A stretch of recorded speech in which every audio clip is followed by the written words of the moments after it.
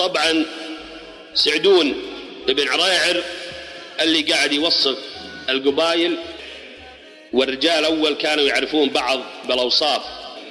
لما قال منين أنت؟ وقال أنا من أرض الله الواسعة.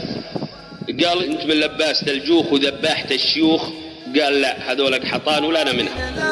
اللي في الجزيرة لها جان، أصل العرب قحطان والناس دارينها فزعة تروي ضما كل عطشان، تهزم جيوش وتلبس الجوخ صعبين وللجار سماحه وفي العسر كرمان، أبناء مضي مطوعين المعادين فيما مضى يوم الحرايب والأكوان، هذه فعايلنا من دهور وسنين حتى وصل حكم السعودي إلى الأوطان، واليوم لا للسعودي